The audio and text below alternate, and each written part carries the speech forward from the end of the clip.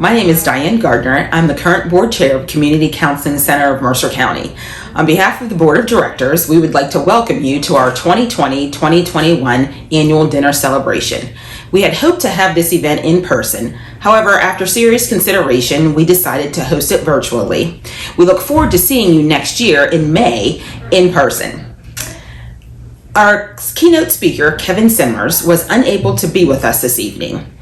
In lieu of his absence, we have one of our own, Tami Thomas, who is a community counseling employee working at the drop-in center. She will share her story of recovery with us and how the services of CCC have led to the success that she's currently enjoying. I know you will enjoy the program. I would like to thank everyone for their support. In a moment, we'll be highlighting our 2020-2021 event sponsors. Once again, thank you for joining us and have a wonderful evening.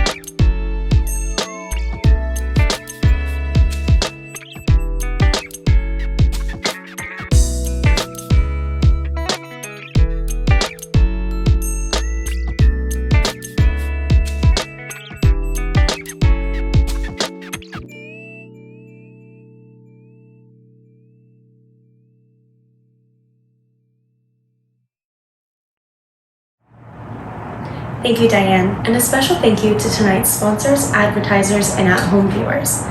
The decision to move to a virtual platform was a tough one, but it was a decision that we made with you, your families, and your loved ones in mind. My name is Katie Cowie. I am the Development Coordinator here at Community Counseling Center. I would like to ask you tonight to please join me in congratulating our 2020 and 2021 Years of Service awardees. 2020 Years of Service Recognition. 5 years of service. Jack Trott, Maintenance Supervisor. Jack joined Community Counseling Center as the maintenance manager in 2015. He would like to recognize the individuals who work here that have such passion for what they do and the people that we serve. Jack has been married to his wife Judy for 34 years, and together they share 2 children and 3 grandchildren. Elaine Shardy, Project Secretary. Elaine started at Community Counseling Center in 2015 in the clerical department for both Greenville and Hermitage. During her first year at CCC, Elaine was asked to help organize the annual dinner, which she still does today. She also is filling in as the family-based secretary. Elaine wears many hats at Community Counseling Center, and she enjoys all aspects of her job. Johnny Sandor, Peer Support Specialist. Johnny began her career as a peer specialist with Community Counseling Center in 2015. Johnny says she is grateful for the opportunity to help the consumers in our community and for her position with Community Counseling Center. 15 years of service. Deb Carter, Residential Supervisor. Deb started her career at Community Counseling Center in the wraparound department, where she loved working with the kids, especially those on the autism spectrum. After 11 years, Deb accepted a position in the vocational department, working with kids and adults. More recently, Deb accepted a position at one of our group homes as a supervisor. Through these positions and her time at CCC, she has created wonderful friendships. When Deb is not at work, she enjoys spending time with her husband, 2 children, and 11 grandchildren. 20 years of service. Brenda Komenos, Psychiatric Rehabilitation. Brenda started at Community Counseling Center in 2000 in the wraparound department, where she worked for 20 years. Brenda recently moved into the psych rehab program. While working in the wraparound department, Brenda was able to have a flexible schedule, allowing her to be with her family during major milestones, and was able to raise her son, who is now 21. Brenda is looking forward to finding out what the psych rehab department has in store for her for the next 20 years. 2021 Years of Service Recognition. 5 years of service. Dr. Scott Baker, Clinical Director. Scott started at Community Counseling Center as a contract school-based counselor in 2016. When he started at CCC, his youngest son was beginning preschool and he was looking for something part-time as he was an adjunct professor at Kent State University. Before he knew it, he was taking on more work and feeling at home in our community and gaining ever-increasing respect for his colleagues at CCC. Scott never expected to become CCC's clinical director, but he is happy and grateful to be in his position, working alongside the same colleagues and doing whatever he can to help the community he has come to love.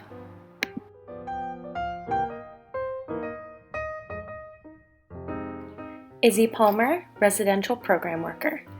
Izzy has been an RPW with Community Counseling Center since 2016 and has worked at our Rosecrest House as well as our Cool Springs Connection. Outside of work, Izzy enjoys being able to spend time with her 2 godchildren and her friends. She also goes to karate classes a few times a week. 10 years of service. Jackie Mitchell-Tree, Fiscal Technician. Jackie has been with Community Counseling Center for 10 years as a fiscal technician. Jackie helps all departments with authorizations from insurance companies. She verifies clients' insurances and works through any issues that arise, including helping clients attain insurances that are accepted by CCC.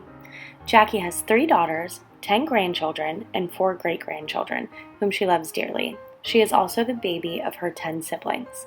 Jackie enjoys watching football games and is an avid Steelers fan. She has been able to strengthen her family bonds over Steeler games and even got to take her oldest grandson to his first Steeler game when he was just 10 years old. Jackie says that CCC is like a second family to her, and she looks forward to continuing her career with us and to see CCC obtain our goals in serving the community. Chris Piatek, Payroll Administrator. Chris started at Community Counseling Center in April of 2011 in the financial department. In 2018, Chris became the payroll administrator. Chris is grateful to CCC and her coworkers for the wonderful friendships she has developed over the past 10 years, in addition to enjoying what she does every day. Working for the agency has shown her the help and services we provide our clients with, something she did not realize before she had contact with an agency such as ours. Chris has been married to her husband for 37 years. They share 3 adult children who are all married and a beautiful 10-month-old granddaughter who is the light of their lives. Patrice Banch, Fiscal Technician. Patrice started working at Community Counseling Center in June of 2011 in the fiscal department. Patrice is the lead for billing with the BHC for drug and alcohol, and she does the beacon billing as well.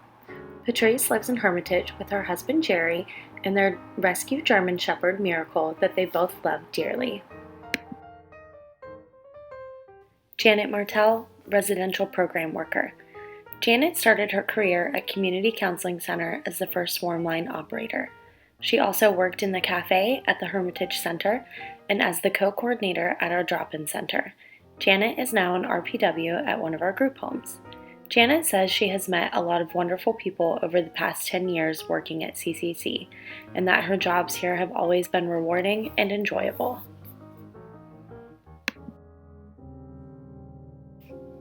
"15 years of service. I am Jill Garrett. I work in psych rehab. I've been here at Community Counseling Center for 15 years. I started out in the wraparound department in 2006, worked there for 7 years, and transitioned into psych rehab and been doing that for 8 years. I love my job. I love working with the clients. I loved working with the kids and didn't think I was going to like working with adults, but I actually enjoy coming to work every day and everything I do. I run groups with them and they all seem to love them. If they don't, they let me know, and that's interesting because it helps me learn and adapt to what they want and what they like. We have fun. We do art therapy, and we do some of the more intricate ones with like getting past your past, where they have to really like look at themselves and deal with some things that they don't want to. And it's just really rewarding, especially when you get somebody that comes back after years of closing and says, you know, hey, I'm doing this now, and thanks for all the difference you made. So I love making a difference and being out in the community and helping others. Scott Clary, outpatient mental health and drug and alcohol therapist. Scott started his career with Community Counseling Center as a TSS employee and has since moved into the outpatient mental health and drug and alcohol therapist role. Scott is a big sports guy, and he is a high school official for football and basketball. He also coaches Little League Baseball.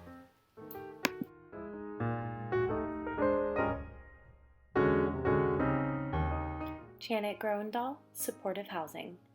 Janet started her career at Community Counseling Center in the wraparound department.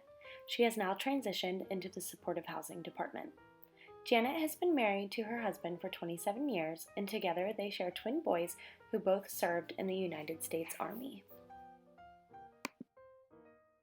20 years of service.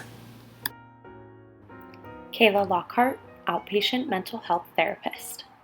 Kayla started her career at Community Counseling Center as a residential program worker in one of our group homes when she was 18 years old. She has been with CCC for 20 years. Kayla is now an outpatient mental health therapist providing school-based therapy. CCC has been a huge part of Kayla's life and has been the foundation of her career from a young age.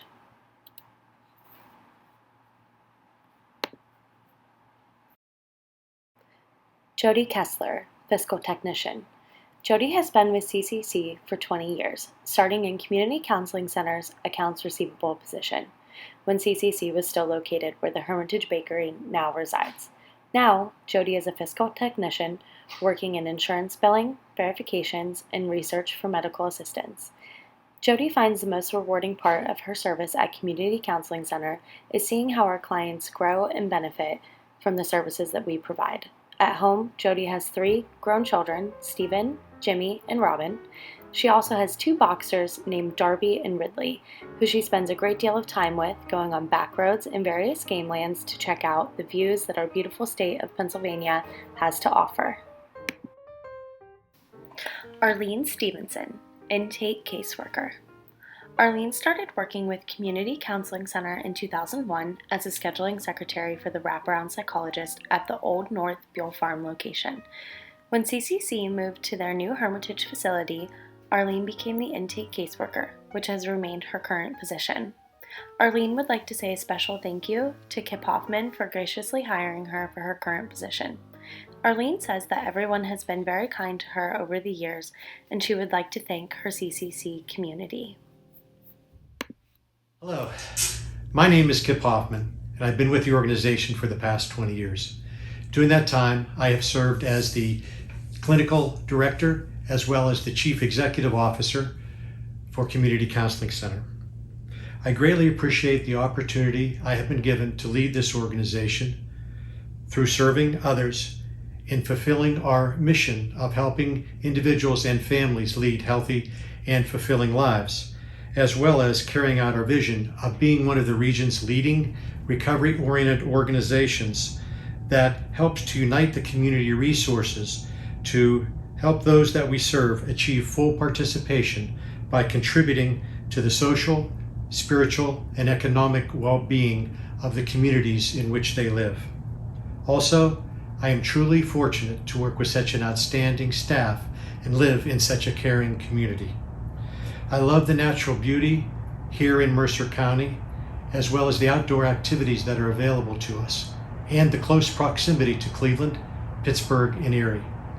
Thank you, Community Counseling Center, for being here for me, for our Mercer County community, and for those that we are privileged to serve. 25 years of service. Hello, my name's Melissa Glenn, and I have been here for 25 years, a quarter of a century. I know, some of you are thinking, how could she be here for 25 years when she's only 35? But never mind, we're not going to worry about that.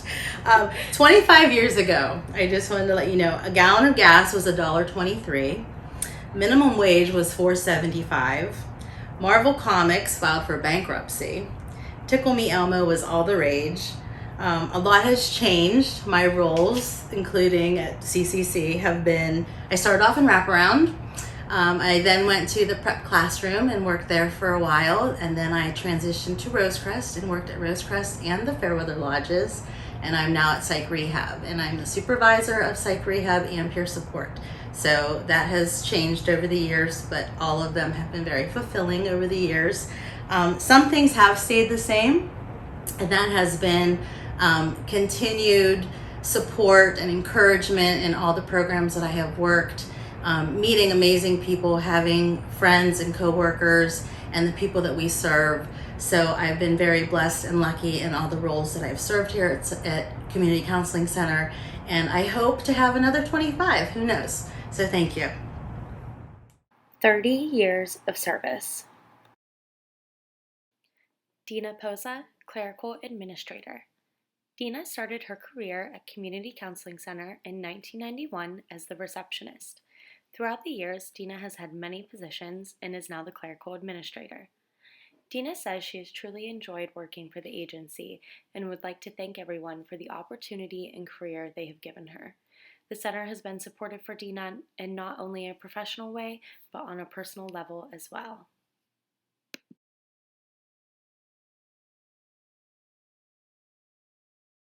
Hi, I'm Debbie Thompson, President of Strategy Solutions and a sponsor of tonight's event. I am delighted to be here with you to introduce our guest speaker. Tami Thomas is a Community Counseling Center employee, and she will be sharing with us her journey through medication addiction and recovery. Tami has been the leader of Community Counseling Centers, Sharon and Greenville drop-in centers for the past 2 years. Prior to Tami's employment, she was a consumer and a client of various programs here at Community Counseling Center. Tami will share with us the story of her first mental health diagnosis and how her life has changed since she met Dr. Jose Santiago, leading her to the success that she is experiencing today. Please join me in welcoming Tami Thomas, our guest speaker.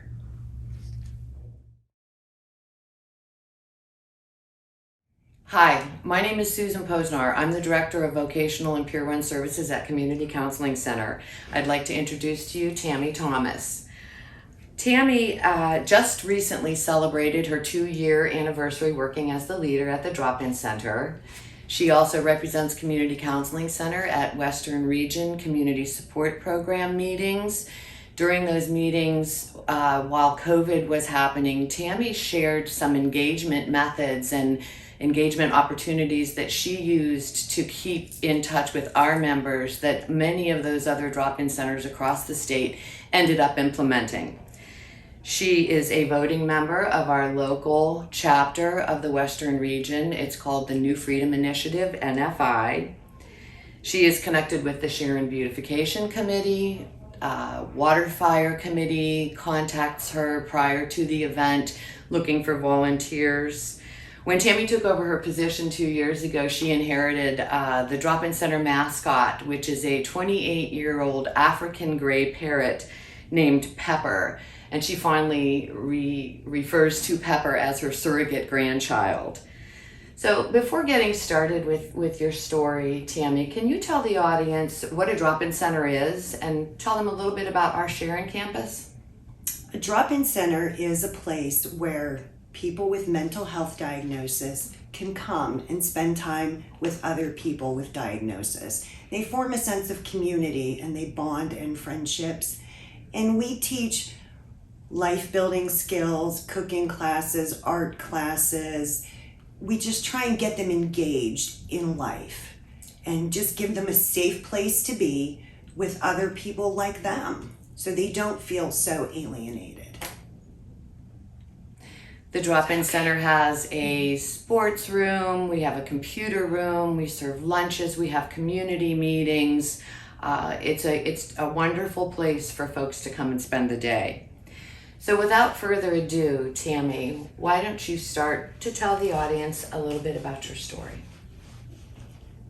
Well, my story actually started in childhood. I just wasn't aware of it at the time. I'd always been a high anxiety individual. Even as a child, I was called a worrywart, high strung. I missed a great deal of school because any stress or anxiety manifested itself in physical condition for me. Constant headaches, chronic stomach aches. And I didn't know what it was though at the time. It seemed like I was always sickly for some reason. I didn't have an optimum upbringing, not a great childhood. In fact, we were extraordinarily dysfunctional. My siblings and I dealt with physical, mental, verbal abuse. There was addiction, there was violence. And I didn't realize at the time, not until recently in my own evolution, how much those situations followed me through life and affected my adult decision-making life.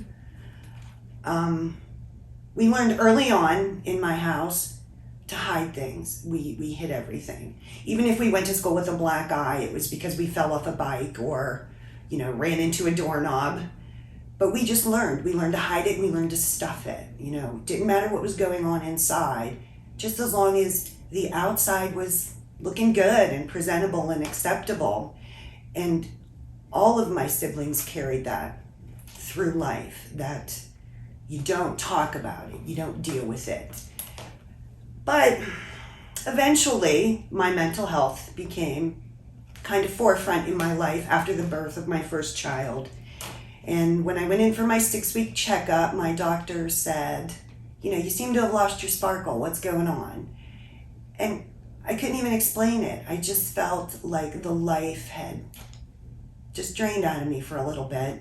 And she recommended that I have my first psychiatric evaluation. I met with a doctor for all of about 15 minutes, and he talked to me and I talked to him, and I walked out of there with a diagnosis of manic depression and 2 prescriptions for psychiatric meds. I voluntarily withdrew from treatment at about the 4-month mark. Within 3 months, I had gained 41 pounds, and I just kind of felt like I had no emotion, no energy, no life. And that was unacceptable. I was newly married. I had a 3-month-old baby. I needed to have a lot of energy. I needed to keep up with what life was throwing at me. That started a cycle of me keeping myself as busy as I humanly possibly could. I worked 55 hours a week managing a restaurant. I was building a cake business, my own cake decorating business. I was constantly on the go. I had re-enrolled in college again. And I had added 2 kids and a divorce into the mix. And I just felt like the busier I stayed, the less time I had alone with my own head. Because it was then that the racing thoughts and the uncontrollable stress and anxiety took over. I didn't sleep. I slept maybe 3 to 4 hours a night. And I held that for 20 years, that horrible schedule that was in no way, shape, or form healthy for me. Then everything changed. February 2nd of 2007, I was heading into work at 6:30 in the morning, and I slipped on a little patch of ice, and I spiral fractured my arm from shoulder to elbow. And I was transported to hospital by ambulance, and after I got there, one of the doctors leaned over and said, "Just hold on, you're going to be okay in a few minutes." And I got my first shot of morphine. I was 39 years old and had never done a drug in my life. And that started the journey of my addiction. I had multiple surgeries, 2.5 years of physical therapy, and a doctor who loved to write pain scripts. And honestly, I wasn't educated. I didn't know any better. I trusted my doctor. He was the one that I relied on to make the sound medical decisions for me. Not ever at any point in time did somebody say to me, if you take this for 5 days, or a week or 10 days, you run the risk of running into active addiction. And honestly, I never asked. That went on for 10 years. But somewhere around the 3-year mark, I abused my prescription meds for the first time. I had gone to physical therapy, and when I walked out, I had taken a pain pill. Then when I got home, I still felt a little level of discomfort, so I took another one, maybe 20 minutes apart. And within 15 minutes, I remember that first doctor's voice saying, "You'll be all right," and I was. My head got this warm, fuzzy feeling, and all of my depression and stress and anxiety and was just gone. And in its place was this kind of numbing calm. And that started my active contribution to my addiction. I mean, even if I wasn't having any pain, I saw my doctor once a month for my prescriptions, but every day on that day, I was suddenly horrible. It was excruciating. I need anything you can give me. And he did. He would add meds without taking meds away. And in the end, I was on 4 different painkillers every month, 120 pills a piece. I was taking well over 450 pills a month. And we just went along that way for a very long time. Shortly after my 50th birthday, I got a letter in the mail saying that my doctor would no longer be prescribing pain meds. And that sent me into this, what do you mean? What do you mean? You know, he recommended pain management, who I did call, and they told me there's no way in the world we're giving you this kind of medication. In fact, we'll try and get you off of it, but they also couldn't see me for a few weeks. And I had created this catastrophe in my head because I know what happened when I went without my meds for a while. You know, you get sick and you start to detox, and it's an ugly, ugly thing. And that's when I found out I could buy pain pills on the street. That was in May of 2017. And my life spiraled out of control so quickly. I was spending every penny I made buying street drugs. And I wrapped my car around a tree, and then I lost my job, and then I quit paying for my house. And by September, I had lost everything. I was bouncing back and forth between friends' house, and my children finally said, you know, we need to step away because it's not healthy for us, and we can't destroy ourselves trying to save you, which at the time I didn't understand just made me angry. I spent some time staying in the Sharon Hotel, and then I found myself homeless in Western Pennsylvania in the winter months. And to say that that doesn't suck would be a lie. I was living in an abandoned house on an enclosed porch, and I was just struggling to get by. Now, all this time, I still didn't consider myself a drug addict. I wasn't a drug addict because I was using doctor-prescribed medications. They just weren't prescribed to me anymore. But I still wasn't an addict. I still felt like I had complete control, and everything was, it was all my decision, and I was calling my life on my own terms. Until I got sick that winter with withdrawal symptoms, and a friend of mine came to me and said, I can fix this for you. $20, cheap as it can be. And that's when I tried heroin for the first time. And I realized that I am actually a drug addict. After only doing drugs for 11 years, I finally admitted I was a drug addict.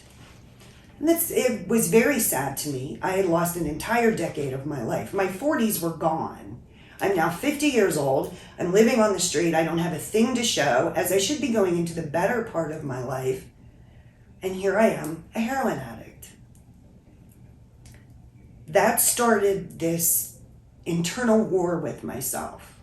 Every day I got up, and today was the day I was going to quit drugs. Today was the day. And then the symptoms would kick in, and then it was this mad scramble to find anything I could that would just make me feel better, feel okay, feel slightly normal. And it was a vicious, ugly cycle. And at some point, I just wanted out of it. That's when the thoughts of suicide came into play. I didn't want to live anymore. It's not like I had a plan to end my life. I just wanted to go to sleep and maybe not wake up. Make it all just stop and go away. And I lived like that for another 2 months, I would say. And that brought me into January of 2018. And on January 27th, I finally walked through the doors of Sharon Regional. I'd probably been in front of the building 30 times. And I knew that day that I was out of options. There was only one of two things going to happen. I was going to be in jail or I was going to end up dead. So I put my big girl pants on and I walked right through the front door. And then of course they put you in this little holding area and there's a security guard there, and they took me upstairs. They found me in bed. I didn't get onto the unit till about 11:30 that night. And then they put me in a room for my evaluation. And they left me there to say that I was nervous. I mean, I'm bouncing around. I'm like, what's going on? And in walked Dr. Santiago, which is probably a defining moment in my life.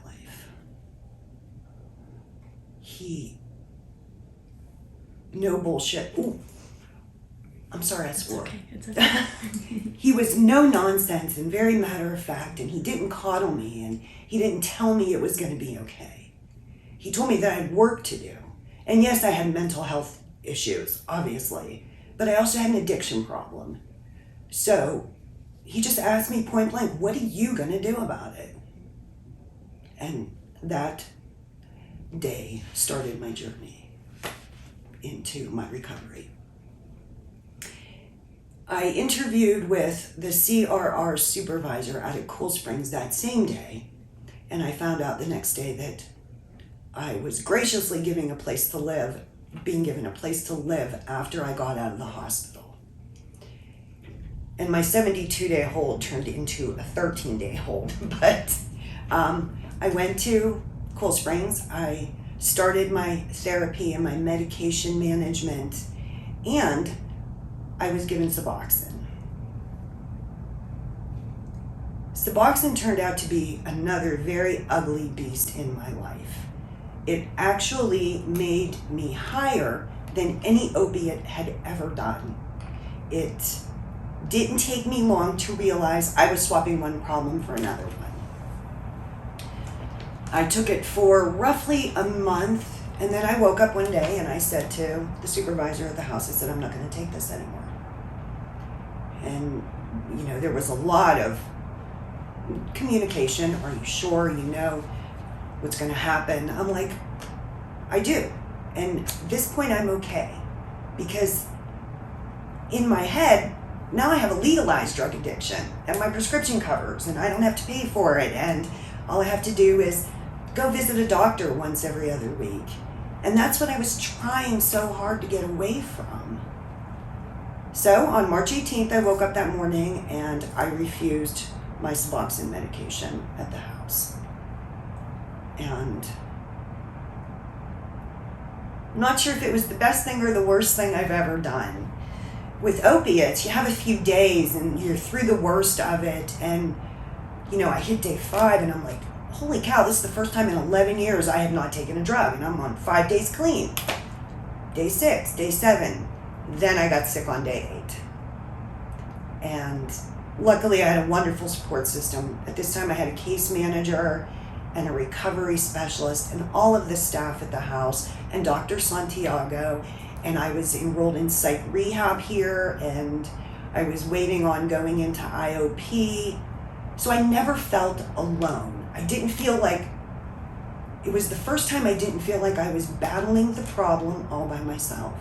Because everywhere I looked, there was somebody there just cheering me on and nudging me and saying, one more day, one more day, one more day.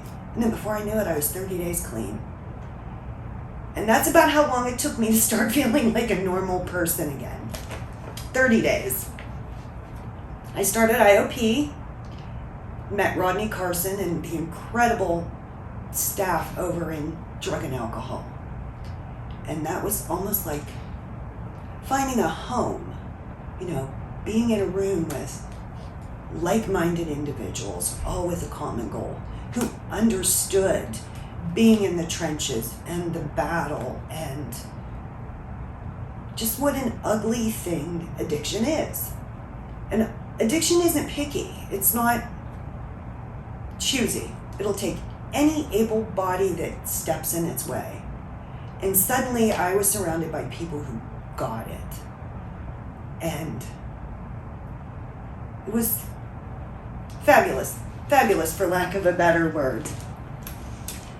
After I completed IOP, I then had the opportunity to move into the Rosecrest house and started acclimating myself to getting back into the real world as a clean and sober individual. And it was kind of a change. I'd been high every day for so long, just dealing with little things like going to the grocery store clean and sober was like, now we're not going to buy all junk food. We actually have to get healthy food. And it was a wonderful time.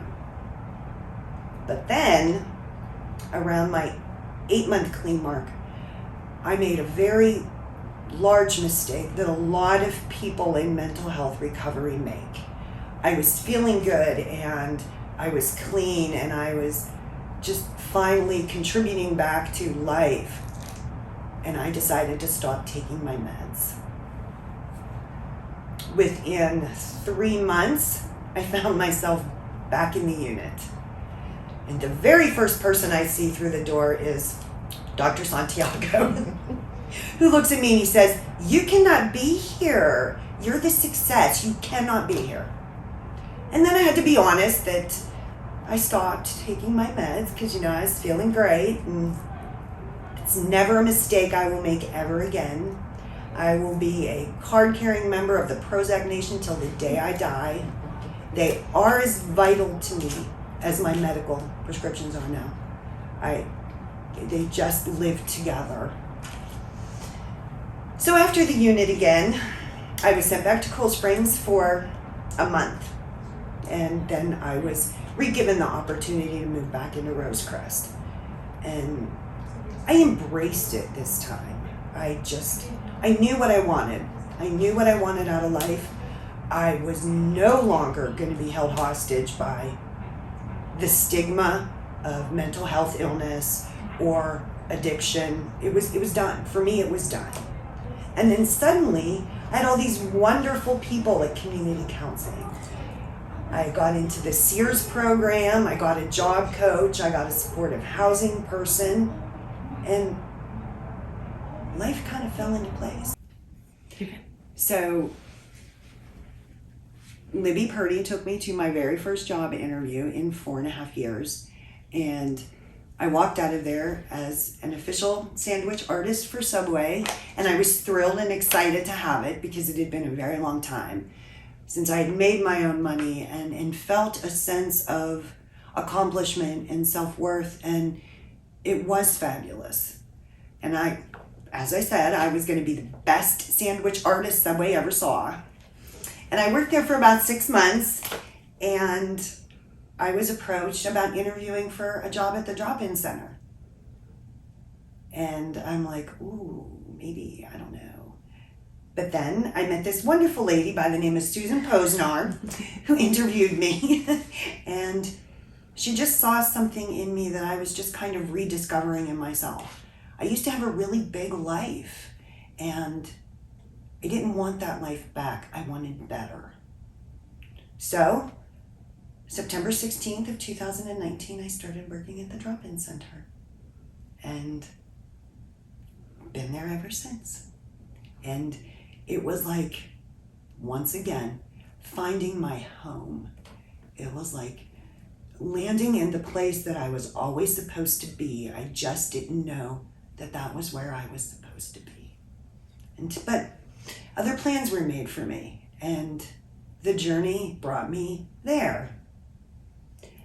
Now, we all know it wasn't without hiccups. I made some mistakes in the beginning. I had a lot of life lessons in a very short time span.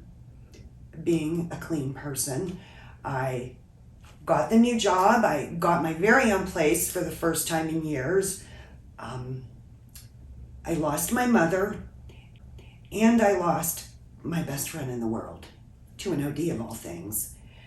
So life on life's terms just kept coming at me, but never once did I waver in my commitment to being clean or my commitment to being mentally well, because the two together make a very lethal combination, and I just was determined not to let it get me down. But it was wonderful, because I would say to one of my supportive staff, well, I'm thinking about going in this direction. And before I knew it, suddenly I had a new worker, kind of nudging me along and guiding me and giving me options. Community counseling literally just kept showing up and giving me 110% of everything that they did. And even when I was feeling a little shaky, they would just propel me, kind of push me on this forward motion to keep me grounded and stable. And I credit them with saving my life. Just from that very first day that I walked into the hospital to today. I mean, I'm still afforded the luxury of calling people and saying, hey, I got a problem. And they show up every time. Tami, I want you to know that your story is an example of profound personal growth. And I can honestly attest to tremendous professional growth that I have seen in you over the last 2 years. Thank you. It's been a little rough. I think we both know that I've struggled a little bit with boundaries. Coming into the community counseling family as a consumer and then moving into a position, it proved to be a little difficult for me. And sometimes I didn't necessarily follow what I was given. I had to screw up all by myself, but I learned, and it has become the most valuable thing I think that I've ever done is the drop-in center for me. Just being able to share my story and saying, if I did it, you can do it. I mean, sometimes I talk a little too much to people, but if I just reach one person for 1 minute, one time, then it makes it all worth it. And I will retire from there, I think. I think so. I think that's just the course that I've been put on, is to give back, and I have every intentions of continuing to do that. Tami, when we were talking about doing this interview, we talked about your involvement in the criminal justice system, and you said that you were comfortable talking about that. And I think it's important because just because you have some type of history or involvement in criminal justice, it doesn't mean that you can't work and that you can't be successful in your life. So could you tell the audience a little bit about that? Yes. It was unrealistic to think that I was going to do a decade of active addiction and there not be some ramifications. Because we as addicts, we find creative ways to get what we need. And I was actually arrested for receiving stolen property. And I'm not even going to pretend I didn't do it. I did do it. I just didn't know at the time that that's what I was doing. But by the time the police came to talk to me, I had received some money off of a girl, and I didn't realize the money belonged to somebody else. So I was arrested for receiving stolen property. It was my first offense. I had a fabulous judge, and I was given ARD for a year. I was on ARD for a year, and what was required of me was once a month to go to the public defender's office. And I had to give them a specimen proving that I was clean, and I had to continue to pay the restitution. And at the end of that, the charges would be absolved.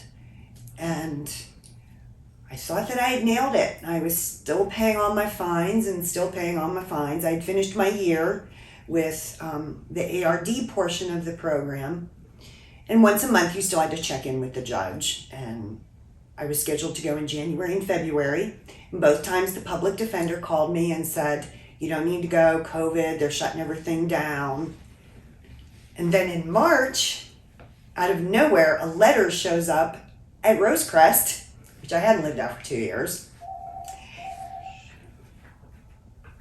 issuing a warrant for my arrest for a missed court appearance. That threw me into a tailspin, needless to say. Susan was on the receiving end of that phone call. But Tami, you took the bull by the horns. Yes, I did. You ended up meeting with the judge in his chambers. I did. To address the issue. And what happened?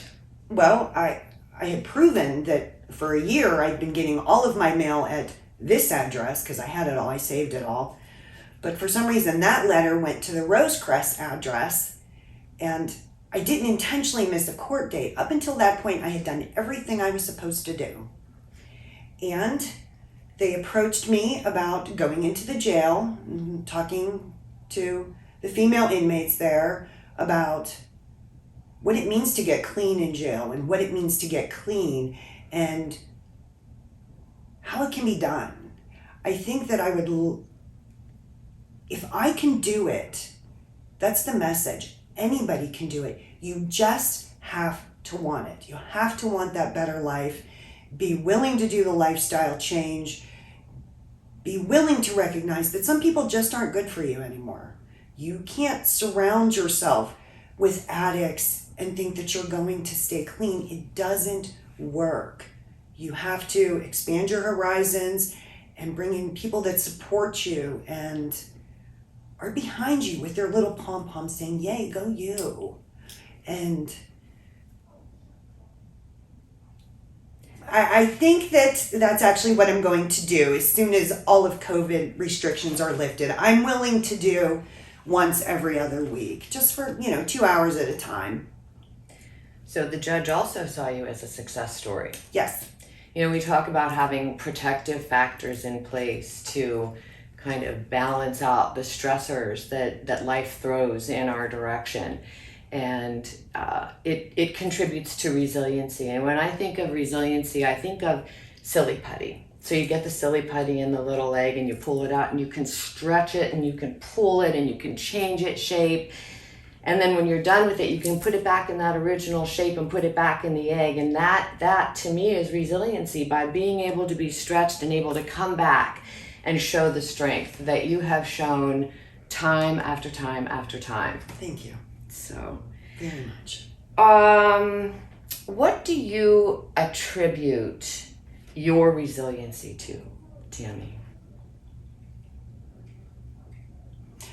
I think that during my evolution of recovery with mental health and addiction, I've become very self-aware. And they say, you're not supposed to look back at the person that you were. But for me, I need to keep that girl in the rearview mirror. I need to occasionally glance back and say, this was as ugly as it could possibly get. And now I just want to be the best, most authentic version of Tami that I can be every day. I want my children to be proud of me. I want my bird to be proud of me. Even if I inspire one person just to keep going, that would be where it comes from every day, having a purpose. And that's my purpose. Wonderful. Is there any advice you'd like to give to any listener who might be in the early stages of recognizing an illness or an addiction. Any advice to anyone who might be listening? Communicate. Communicate with anybody and everybody. And I know it's hard. It's hard to cross that bridge, so to speak, into saying, I have a problem. I need some help. But talk saves lives. The most wonderful presentation I've ever seen. And it does. Doesn't matter who you tell. Tell your friend, tell a sibling, tell your parents, tell a doctor. You have to start somewhere, because it snowballs, and it snowballs very quickly before you even realize what has happened. And call community counseling, because they have all the key components to help somebody get well. Thank you. Thank you.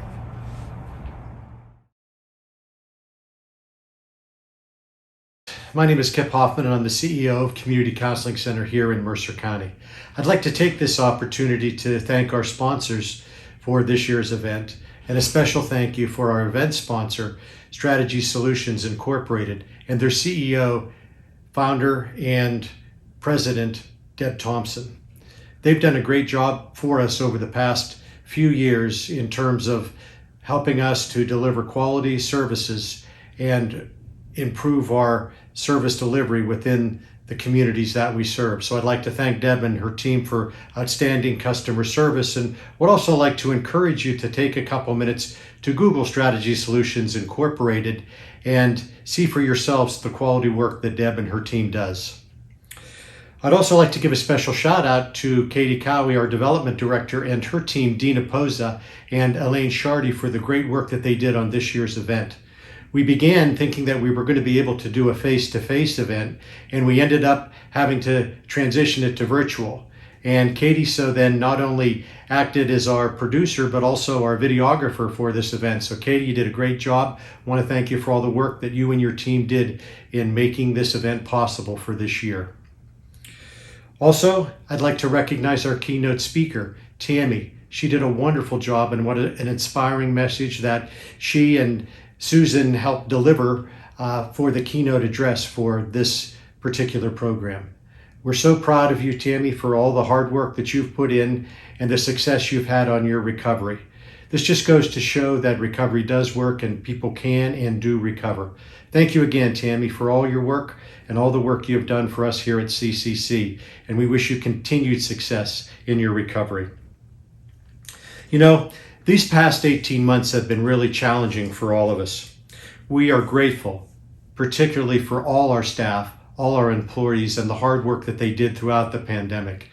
We did not close down, we remained open throughout, and we worked together. And I want to really, again, thank staff for the work that they did in engaging with those that we serve and keeping them engaged, as well as the support and engagement that we had and that they had with one another. Again, thank you to all our staff from the bottom of my heart for all the hard work that you did to keep us up and running throughout this pandemic. We followed the recommendations from the Department of Health, the CDC, and the Governor's Office, as well as our legislature, and followed the science to keep those that we serve, those that we care about, and those that we come in contact with safe. So what have we learned over these past 18 months? Well, we've learned that the vaccines are effective, as are wearing our mask indoors, as well as frequent hand washing and keeping that social distance. All these factors have played a key role in helping to reduce the intensity of the impact of the virus and the variants on our health, as well as keeping out of the hospital and reducing the number of deaths as a result of COVID-19. We also learned and kind of reinforced and affirmed the importance of self-care, particularly during these very difficult and trying times. And we also have discovered the importance of self-acceptance and, taking it easy on ourselves, particularly when we don't accomplish all the goals in which we intend or try to reach. So remember, please take care of yourselves, take care of those that you love, and accept the work that you're doing and in these very difficult times. Another thing I discovered about community counseling and our staff is that we never give up. And the reason that we don't is because of those that are counting on us and are depending on us. Please know that we are here for you, and we will continue to be here, just as we have been for the past 64 years of our existence. In response to this pandemic, to the community need, and to the feedback that we've received from our members, we have shifted to a hybrid model of care. Now, what this involves not only our traditional face-to-face service and program delivery that we've done for those that we serve, but we've also included and incorporated telehealth services into our continuum of care. This has proved to be a very valuable service, as well as a nice complement to our face-to-face services that we provide. Also, we've strengthened and improved our ability to provide immediate access to care. In most all cases, we are able to provide same-day access for care when people call in for services, either for the first time or are reuniting with services. We've worked very hard, we're very proud of this fact, and as I said, in many cases we can get people in the same day, or we can get them in within the week. Also, we've seen the impact that grief has had on so many of our residents here in Mercer County, and as a result, we've beefed up our grief counseling services by providing additional evidence-based training to those that provide the services, and we are looking forward to providing a group support service to our communities, and we hope to get that up and running by this holiday season. In addition, we continue to develop our skills and our abilities in delivering services using an evidence-based model for those that are dealing with increased depressed or anxious mood as a result of the pandemic, as well as specialized services that we provide for those that are in need of our services. I also want to thank our community partners and those from the faith-based communities. We have forged and developed a wonderful partnership with these community partners and these faith-based providers. You know, this really has made a difference in the delivery of services here in Mercer County and making sure that those folks in our communities get the services they need at the right time that they need it, and giving them and delivering them the right level of care. So again, hats off and great appreciation to our community partners and those that we serve, so we can make sure that folks get the right service at the right time. Again, I want to thank you for taking time out of your day to join us here for this virtual event today. I'd also like to say in closing that we really appreciate you taking this time in these truly unprecedented times to spend time with us. Now next year, we hope to meet with you face to face when our annual dinner will be scheduled for May of 2022. So in closing, I'd just like to say, be safe, be well, and we'll see you soon. Thank you.